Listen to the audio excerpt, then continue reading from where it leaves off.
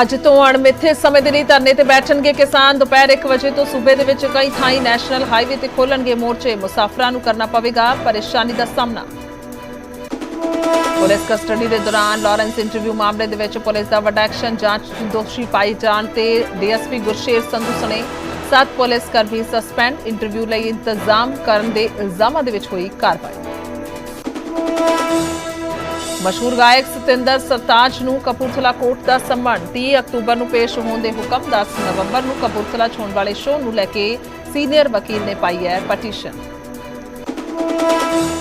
ਕੱਚਾ ਤੇਲ ਲਿਆ ਰਹੀ ਮਾਲ ਗੱਡੀ ਦੇ ਵਿੱਚ ਬਠਿੰਡਾ ਰੇਲਵੇ ਸਟੇਸ਼ਨ ਦੇ ਨੇੜੇ ਲੱਗੀ ਅੱਗ। ਤੇਲ ਲੀਕ ਹੋਣ ਕਰਕੇ ਟਰੈਕ ਤੇ ਵੀ ਦੂਰ ਤੱਕ ਮਚੇ ਭਾਂਬੜ। ਕਰਮਚਾਰੀਆਂ ਨੇ ਤੁਰੰਤ ਪਾਇਆ ਕਾਬੂ। ਗੁਰੂਗ੍ਰਾਮ 'ਚ ਘਰ ਨੂੰ ਅੱਗ ਲੱਗਣ ਦੇ ਨਾਲ 4 ਲੋਕ ਜ਼ਿੰਦਾ ਸੜੇ। ਸ਼ਾਰਟ ਸਰਕਟ ਦੇ ਨਾਲ ਲੱਗੀ ਅੱਗ। ਹਾਦਸੇ ਸਮੇਂ ਘਰ 'ਚ ਸੌਂ ਰਹੇ ਸੀ ਲੋਕ।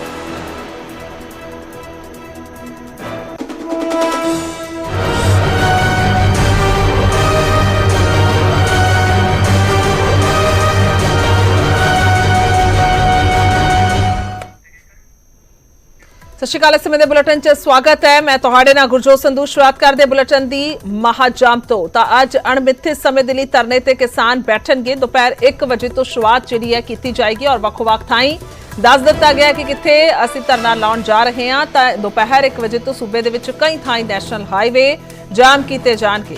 ਤਾਂ ਸਰਵਨ ਸਿੰਘ ਪੰਧੇਰ ਦੀ ਅਗਵਾਈ ਵਾਲੀਆਂ ਜਥੇਬੰਦੀਆਂ ਨੇ ਜਿਨ੍ਹਾਂ ਦੇ ਵੱਲੋਂ ਧਰਨਾ ਦਿੱਤਾ ਜਾਣਾ ਹੈ। ਤਾਂ ਪੰਜਾਬ ਦੇ ਵਿੱਚ ਕਈ ਥਾਈਂ ਨੈਸ਼ਨਲ ਹਾਈਵੇ ਰੋਕਣ ਦੀ ਤਿਆਰੀ ਹੈ। ਫਗਵਾੜਾ, ਸੰਗਰੂਰ, ਮੋਗਾ, ਗੁਰਦਾਸਪੁਰ ਦੇ ਵਿੱਚ ਧਰਨੇ ਹੋਣਗੇ। ਔਰ ਇਸ ਤੋਂ ਇਲਾਵਾ ਇਹ ਵੀ ਦੱਸ ਦਈਏ ਕਿ ਪਹਿਲਾਂ ਤੋਂ ਹੀ ਫਗਵਾੜਾ 'ਚ ਇੱਕ ਧਰਨਾ ਚੱਲ ਰਿਹਾ ਹੈ। ਇਸ ਤੋਂ ਇਲਾਵਾ ਸ਼ੰਭੂ ਬਾਰਡਰ ਤੇ ਪੱਕਾ ਮੋਰਚਾ ਚੱਲ ਰਿਹਾ ਹੈ। ਔਰ ਵੱਖੋ-ਵੱਖ ਥਾਈਂ ਕੱਲ ਵੀ ਅਸੀਂ ਵੇਖਿਆ ਕਿ 4 ਘੰਟੇ ਦਾ ਜਾਮ ਜਿਹੜਾ ਹੈ ਨੈਸ਼ਨਲ ਹਾਈਵੇ ਤੇ ਕਿਸਾਨਾਂ ਨੇ ਲਗਾਇਆ ਸੀ। ਤਾਂ 26 ਦਿਨ ਤੋਂ ਸਰਵਨ ਸਿੰਘ ਪੰਧੇਰ ਦਾ ਕਹਿਣਾ ਹੈ ਕਿ 26 ਦਿਨ ਤੋਂ ਝੋਨੇ ਦੀ ਖਰੀਦ ਨਹੀਂ ਹੋ ਰਹੀ। ਨੈਸ਼ਨਲ ਹਾਈਵੇ ਤੇ ਅਣਮਿੱਥੇ ਸਮੇਂ ਲਈ ਇਸ ਲਈ ਧਰਨਾ ਦੇਵਾਂਗੇ। ਖਰੀਦ ਨਾ ਹੋਣ ਲਈ ਉਹਨਾਂ ਨੇ ਪੰਜਾਬ ਅਤੇ ਕੇਂਦਰ ਸਰਕਾਰ ਦੋਵਾਂ ਨੂੰ ਹੀ ਜ਼ਿੰਮੇਵਾਰ ਠਹਿਰਾਇਆ ਹੈ। ਤਾਂ ਮਹਾਜਾਮ ਦੀ ਤਿਆਰੀ ਹੈ। ਔਰ ਸਿੱਧੇ ਤੌਰ ਤੇ ਜੇਕਰ ਮੁੱਦੇ ਤੇ ਆਈਏ ਤਾਂ ਮੁੱਦਾ ਇਹੀ ਹੈ ਕਿ ਲੋਕਾਂ ਨੂੰ ਹੁਣ ਬੇਹੱਦ ਵੱਡੀ ਖੱਜਲ ਖੁਆਰੀ ਜਿਹੜੀ ਹੈ ਉਹ ਚੱਲਣੀ ਪਏਗੀ। ਫਗਵਾੜਾ ਦਾ ਜ਼ਿਕਰ ਕਰ ਲਈਏ, ਸੰਗਰੂਰ ਦਾ ਜ਼ਿਕਰ ਕਰ ਲਈਏ, ਮੋਗਾ, ਗੁਰਦਾਸਪੁਰ, ਯਾਨੀ ਕਿ ਸਿੱਧੇ ਤੌਰ ਤੇ ਮਾਝਾ, ਮਾਲਵਾ, ਦੁਆਬਾ, ਇਹ ਸਾਰੇ ਹੀ ਪੂਰੇ ਪੰਜਾਬ ਦੇ ਵਿੱਚ ਇਹ ਵੱਖੋ-ਵੱਖ ਧਰਨੇ ਜਿੱਥੇ ਨੈਸ਼ਨਲ ਹਾਈਵੇ ਤੇ ਲੱਗ ਜਾਣਗੇ। ਇੱਕ ਪਾਸੇ ਵੀ ਧਰਨਾ ਹੋਵੇ, ਛੋਟੀ ਸੜਕ ਤੇ ਵੀ ਧਰਨਾ ਹੋਵੇ ਤਾਂ ਅੰਦਾਜ਼ਾ ਲਾਇਆ ਜਾ ਸਕਦਾ ਕਿ ਉੱਥੋਂ ਲੰਘਣ ਵਾਲੇ ਲੋਕਾਂ ਨੂੰ ਜਦੋਂ ਡਾਇਵਰਟ ਕੀਤਾ ਜਾਂਦਾ ਤਾਂ ਫਿਰ ਬਾਕੀ ਹੋਰ ਇਲਾਕੇ ਨੇੜੇ ਤੇੜੇ ਦੇ ਪ੍ਰਭਾਵਿਤ ਹੁੰਦੇ ਨੇ ਔਰ ਜਾਮ ਦੀ ਸਥਿਤੀ ਬਣਦੀ ਹੈ। ਤਾਂ ਅਜਿਹੇ ਦੇ ਵਿੱਚ ਜੇਕਰ ਨੈਸ਼ਨਲ ਹਾਈਵੇ ਤੇ 4 ਤੋਂ 5 ਥਾਵਾਂ ਤੇ ਜੋ ਹੁਣ ਤੱਕ ਦੀ ਜਾਣਕਾਰੀ ਹੈ ਤੇ ਇਹ ਧਰਨਾ ਲੱਗਣ ਜਾ ਰਿਹਾ ਹੈ ਤਾਂ ਫਿਰ ਇਸ ਦੇ ਵਿੱਚ ਵੱਡੀ ਮੁਸੀਬਤ ਜਿਹੜੀ ਹੈ ਆਮ ਲੋਕਾਂ ਨੂੰ ਆਉਣ ਵਾਲੀ ਹੈ, ਖਾਸ ਤੌਰ ਤੇ ਉਥੋਂ ਲੰਘਣ ਵਾਲਿਆਂ ਨੂੰ। ਔਰ ਜੇਕਰ ਜ਼ਿਕਰ ਕਰੀਏ ਕਿ ਸਭ ਤੋਂ ਅਹਿਮ ਪੁਆਇੰਟ ਦਾ ਹੋਰ ਕੀ ਤਿਉਹਾਰਾਂ ਦੇ ਦਿਨ ਨੇ, ਦੀਵਾਲੀ ਆਉਣ ਵਾਲੀ ਹੈ, ਉਸ ਤੋਂ ਪਹਿਲਾਂ ਧਨਤੇਰਸ ਹੈ। ਤਾਂ ਬਹੁਤ ਜਿਹੜੀ ਹੈ ਉਹ ਲੋਕਾਂ ਦੇ ਵਿੱਚ ਕਹਿ ਸਕਦੇ ਆ ਤਿਉਹਾਰਾਂ ਨੂੰ ਲੈ ਕੇ ਉਤਸੁਕਤਾ ਹੁੰਦੀ ਹੈ। ਹਰ ਇੱਕ ਨੂੰ ਲੱਗਦਾ ਹੈ ਕਿ ਖਰੀਦਦਾਰੀ ਕੀਤੀ ਜਾਵੇ, ਬਾਜ਼ਾਰਾਂ ਦੇ ਵਿੱਚ ਨਿਕਲਿਆ ਜਾਵੇ। ਤਾਂ ਫਿਰ ਇੱਕ ਥਾਂ ਤੋਂ ਦੂਜੀ ਥਾਂ ਵੀ ਜਾਣਾ ਹੁੰਦਾ ਹੈ। ਕਈਆਂ ਨੇ ਆਪਣੇ ਰਿਸ਼ਤੇਦਾਰਾਂ ਦੇ ਕੋਲ ਪਹੁੰਚਣਾ ਹੁੰਦਾ ਹੈ ਖਾਸ ਤੌਰ ਤੇ। ਤਾਂ ਇਹ ਤਿਉਹਾਰਾਂ ਦੇ ਦਿਨ ਦੇ ਚੱਲਦੇ ਜਦੋਂ ਇਸ ਕਿਸਮ ਦੀ ਸਮੱਸਿਆ ਆਏਗੀ ਤਾਂ ਬਹੁਤ ਵੱਡੀ ਪਰੇਸ਼ਾਨੀ ਹੋ ਸਕਦੀ ਹੈ। ਔਰ ਇਸ ਤੋਂ ਇਲਾਵਾ ਅਰਥ ਵਿਵਸਥਾ ਪ੍ਰਭਾਵਿਤ ਹੁੰਦੀ ਹੈ ਕਿਉਂਕਿ ਜਿਹੜਾ ਸਮਾਨ ਹੈ ਇੱਕ ਥਾਂ ਤੋਂ ਦੂਜੀ ਥਾਂ ਤੇ ਸਪਲਾਈ ਹੁੰਦਾ ਹੈ ਟਰੱਕਾਂ ਦੇ ਰਾਹੀਂ। ਬਹੁਤ ਸਾਰਾ ਅਜਿਹਾ ਸਮਾਨ ਹੁੰਦਾ ਜੋ ਖਰਾਬ ਹੋਣ ਵਾਲਾ ਹੁੰਦਾ ਜ਼ਿਆਦਾਤਰ, ਔਰ ਨਿੱਜੀ ਵਾਹਨ ਹੁੰਦੇ ਨੇ ਲੋਕਾਂ ਦੇ। ਤਾਂ ਇਹ ਸਾਰੀਆਂ ਚੀਜ਼ਾਂ ਨੇ ਔਰ ਆਪਣੇ ਆਪ ਦੇ ਵਿੱਚ ਬਹੁਤ ਅਹਿਮ ਹੋ ਜਾਂਦਾ ਹੈ ਜਦੋਂ ਇਸ ਕਿਸਮ ਦੇ ਨਾਲ ਇਹ 4 ਥਾਵਾਂ ਤੇ ਨਵੇਂ ਮੋਰਚੇ ਲੱਗਣ ਜਾ ਰਹੇ ਨੇ। ਇਹ 4 ਥਾਵਾਂ ਤੁਹਾਨੂੰ ਗ੍ਰਾਫਿਕ ਦੇ ਜ਼ਰੀਏ ਅਸੀਂ ਦਿਖਾ ਰਹੇ ਹਾਂ। ਸਠਿਆਲੀ ਪੁਲ ਹੈ ਗੁਰਦਾਸਪੁਰ ਦਾ ਜਿੱਥੇ ਪੱਕਾ ਮੋਰਚਾ ਲੱਗਣ ਜਾ ਰਿਹਾ ਹੈ। ਇਸ ਕਰਕੇ ਮਹਾਜਾਮ ਦਾ ਨਾਮ ਦਿੱਤਾ ਹੈ ਕਿਉਂਕਿ ਇੱਥੋਂ ਕਿਸਾਨ ਕਹਿ ਰਹੇ ਨੇ ਕਿ ਅਸੀਂ ਨਹੀਂ ਉੱਠਾਂਗੇ ਜਦੋਂ ਤੱਕ ਸਾਡੀ ਸਮੱਸਿਆ ਹੱਲ ਨਹੀਂ ਹੁੰਦੀ, ਜਦੋਂ ਤੱਕ ਖਰੀਦ ਜਿਹੜੀ ਹੈ ਉਹਨਾਂ ਦੇ ਮੁਤਾਬਿਕ ਸਮੂਥ ਨਹੀਂ ਚੱਲਦੀ ਮੰਡੀਆਂ ਦੇ ਵਿੱਚ।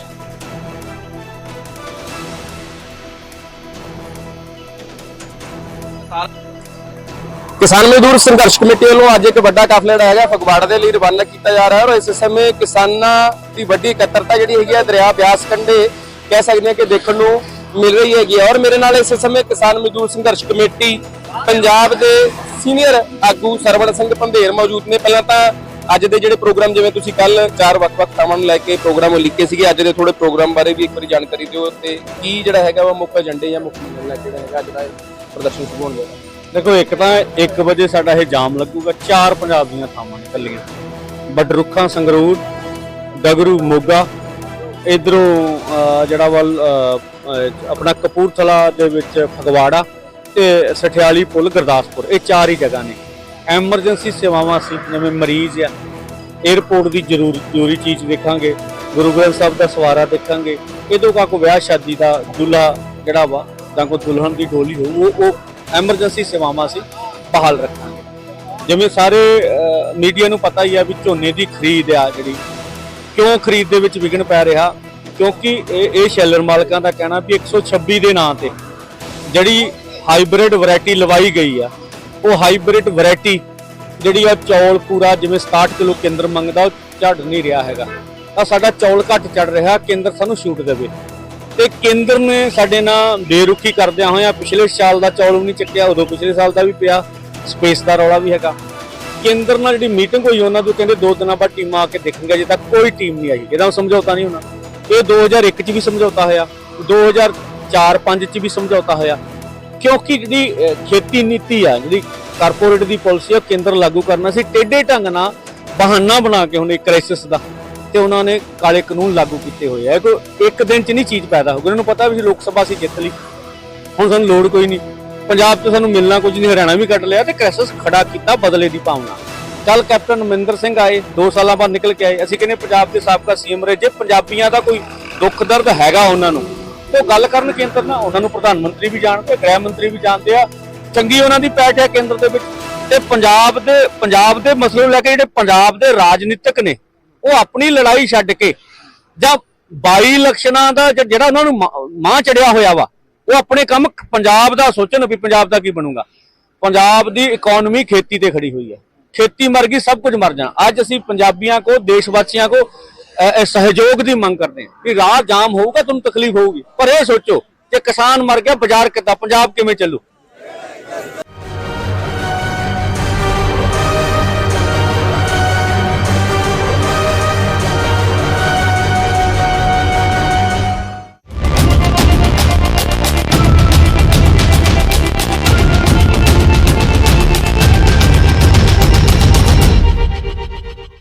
भारत और कनाडा के संबंध इतने तनावपूर्ण और खराब कभी नहीं रहे जितने अभी हैं, और इस पूरे मामले के एपिसेंटर में एक जो नाम है, वहां से बुलाए गए, यानी कनाडा से बुलाए गए हमारे भारतीय उच्चायुक्त, उन्हें अब बुला लिया गया है। अब पूर्व उच्चायुक्त हैं संजय कुमार वर्मा, न्यूज 18 इंडिया से एक्सक्लूसिव बातचीत करने के लिए हमारे साथ इस वक्त हैं। संजय सर, आपका बहुत बहुत शुक्रिया न्यूज 18 इंडिया में आने के लिए। आपके दर्शकों को बहुत बहुत बधाई।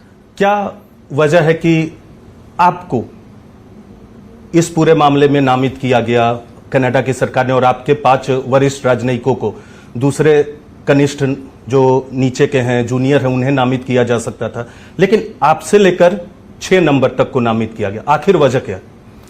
देखिए, उनके मन में क्या चल रहा है तो वो बताए तो बेहतर होगा, लेकिन मुझे ऐसा लगता है कि शायद मन बना लिया था इस कनाडा की सरकार ने कि भारत से रिश्ता बुरा करना है जी। और जब भी आप किसी भी देश के राजदूत को वापस भेजते हैं तो इसका अर्थ बिल्कुल साफ है कि उस देश से आप रिश्ता अच्छा नहीं रखना चाहते हैं। अब थोड़ा सा मैं आपके दर्शकों को इसका एक जो बैकग्राउंड है, इसकी जो पृष्ठभूमि है वो बता देना चाहूँगा। तो पृष्ठभूमि इसकी ये है कि 12 अक्टूबर को मुझे विदेश मंत्रालय वहाँ का, वो कहलाता है ग्लोबल अफेयर्स कनाडा, वहाँ बुलाया गया और सुबह में मैं गया वहाँ पे, रविवार का दिन था, और मुझको कहा गया एक कि आप पर्सन ऑफ इंटरेस्ट हैं जी, और आप अपने देश से कहें कि आपकी जो डिप्लोमेटिक इम्यूनिटी है, आपका जो राजनयिक इम्यूनिटी है, उसे वो हटाएं ताकि आपसे हम लोग पूछताछ कर सकें। और निज्जर एक बड़ा वो जी जी क्रिमिनल और टेररिस्ट आतंकवादी वहाँ का, कि उसकी हत्या हुई है, उसके कारण मैं आप लोगों से पूछताछ करनी है।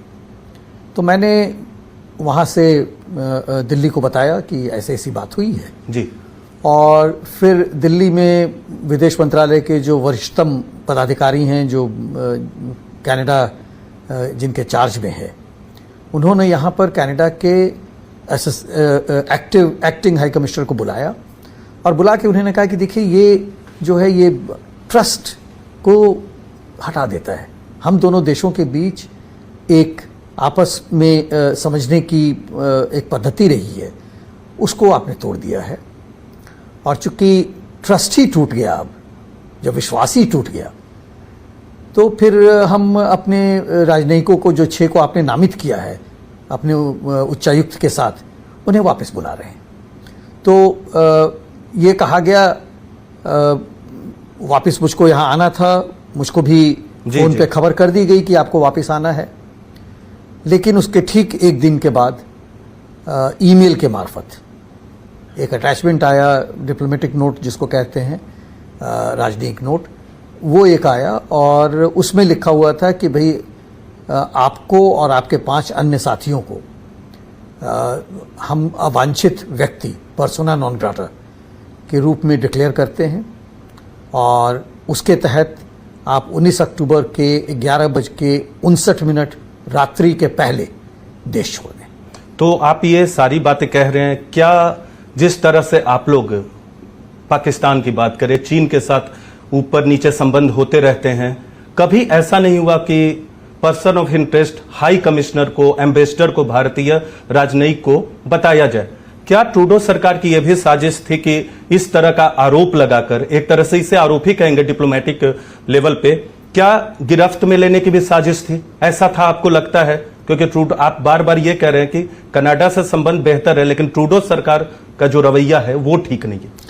देखिए, ऐसा है इसमें कि जब तक मेरी डिप्लोमेटिक इम्यूनिटी है तब तो वियना कन्वेंशन के अनुसार, जिसके तहत जितनी ये कूटनीतिक रिश्ते बनते हैं 2 देशों के बीच, उसके तहत तब तक कोई मुझको आंच नहीं दे सकता है, कोई भी मुझको गिरफ्त में नहीं ले सकता, जैसे आपने कहा। लेकिन एक बार अगर वो जो भी डेडलाइन दिया गया है, जो एक समय सीमा दी गई है, वो समय सीमा अगर खत्म हो जाती है, तब तो उस देश का कानून कुछ भी कर सकता है। लेकिन आपने कहा कि जब तक आपको आप डिप्लोमेटिक तरीके से वहां सुरक्षित थे, लेकिन आप पर हमला भी हुआ, 2 इंच से आप तलवार से बचे हैं। उस वाकये के बारे में बताएं, क्योंकि ये किसी को जानकारी ज्यादा नहीं थी, थोड़ी बहुत जानकारी सामने आई। आप उस वाकये के बारे में बताएं, ये हुआ कब? ये संबंध पिछले साल थोड़े तनावपूर्ण हुए, उसके बाद हुआ, ये पहले हुआ था? जो वहाँ के संसद में प्रधानमंत्री ट्रूडो ने जब बगैर किसी साक्ष्य के जब अनाउंस कर दिया भारत के बारे में, और तो उसके बाद ये हुआ था, ये घटना उसके बाद हुई। जी जी। मैं एक कनाडा के एक राज्य में था, राज्य का नाम अल्बर्टा है, और वहाँ पे एक पब्लिक इवेंट था। वहाँ अपने भारतीय मूल के काफ़ी लोग थे, 150 से ज़्यादा लोग थे। उसमें बहुत सारे व्यवसायीगण भी थे, तो वो एक तरह की बिजनेस मीटिंग ही थी। और वहाँ पे जैसा अक्सर होता था वहाँ मेरे साथ, मैं तो बहुत झेल चुका इस चीज़ को। वहाँ जो भी मेरे पब्लिक इवेंट होते थे, उसके बाहर में खालिस्तानी टेररिस्ट, एक्सट्रीमिस्ट वगैरह जितने थे, वो इकट्ठा हो जाते थे और वो भारत के विरोध में नारे लगाते थे। भारत के जो सिंबल्स हैं, अपना तिरंगा है, उसका अपमान करते थे। भारत के हमारे माननीय प्रधानमंत्री जी का अपमान करते थे, विदेश मंत्री जी का अपमान करते थे, गृह मंत्री जी का अपमान करते थे, हमारे राष्ट्रीय रक्षा सलाहकार का अपमान करते थे, मेरा अपमान करते थे। और तो ये एक नियम सा बन गया था कि मैं जहां भी जाऊंगा ये तो मिलना ही मिलना है। लेकिन मैं ये अवश्य कहूंगा और धन्यवाद दूंगा कनाडा की सरकार का कि मेरे लिए उन्होंने हमेशा मुस्तैद रखा, लोकल पुलिस और मेरे साथ में क्लोज प्रोटेक्शन जिसको कहते हैं, नज़दीकी तौर पे एक RCMP के अधिकारी रहते थे, और उस दिन भी वो थे वहाँ पे। तो जब मैं जहाँ पर गाड़ी रुकती है, गाड़ी रुकने के बाद जब मैं अंदर जाने की कोशिश करने लगा, तो नारेबाजी तो हो रही थी, तो वो पता ही था वो होनी है। और जो लोकल पुलिस थी उसने एक बैरिकेड बना रखा था अपने हाथ से, जी जी, तो उसको तोड़ने की कोशिश एक खालिस्तानी ने की, और उसके हाथ में एक तलवार था जी, और उस तलवार को उसने आगे बढ़ाया, लेकिन तब तक मुझको बात समझ में आ गई थी, तो मैंने अपने आप को पीछे कर लिया। हमला करने के लिए बढ़ाया? मैं तो यही कहूँगा जी, मैं तो यही कहूँगा, क्योंकि ये तो कहना मुश्किल है कि वो केवल डरा रहा था या हमला वास्तव में कर रहा था। लेकिन तलवार की नोक आगे आई और मेरे शरीर से कुछ 1 इंच दूर था। तब तक जो लोकल पुलिस के वहाँ पर जाबाज ऑफिसर थे उन्होंने वो देख लिया और फिर उसको धक्का देकर पीछे कर दिया और आरसीएमपी की जो ऑफिसर हमारे साथ थे वो फिर मुझको अलग से लेकर अंदर लेकर चले गए। तो ये वाकया जो है इसके कारण मुझे अफसोस तो ये ज़रूर है कि वो इस सीमा तक जा सकते हैं और जब यहां तक जा सकते हैं तो फिर भी ट्रूडो सरकार जो साल 2015 से वहां है, लेकिन अभी खालिस्तानी समर्थकों की बात करें, अलगाववादियों की बात करें या फिर भारत विरोधी गतिविधियों की बात करें, आखिर अभी ऐसा क्यों कर रहे हैं? क्योंकि चुनाव नजदीक है या घरेलू राजनीति उनकी मजबूरी है? देखिए, ऐसा है, मैं वहाँ की जो आंतरिक मामले हैं उसके बारे में तो कोई भी कमेंट नहीं करूँगा, लेकिन जो वस्तु स्थिति है वो यही है कि धीरे धीरे ये बोल्ड होते चले जा रहे हैं।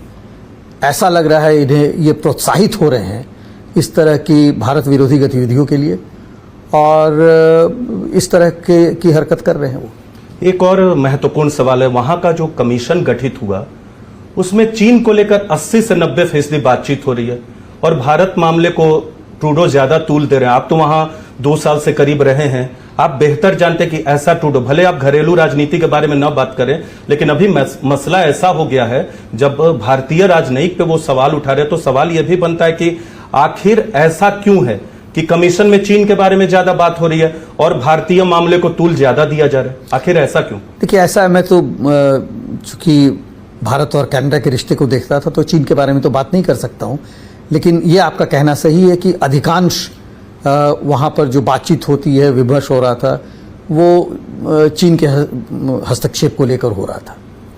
जहाँ तक भारत का सवाल है तो उसमें पहले ऐसे समझने की कोशिश हम करें कि ये कमीशन करता क्या था। तो इस कमीशन में भारत के लिए, भारत के विषय पे एक खालिस्तानियों की तरफ से एक कौंसल था, एक वकील था, वकील है था, मैं क्यों कह रहा हूं, वकील है। उसका काम यह है कि वो आरोप लगाता था। वो आरोप आते कहां से थे? वो आरोप या तो उसके खालिस्तानी मित्र उसको बताते थे या कुछ ऐसे सरकारी दस्तावेज थे जिसके मार्फत वो कहता था।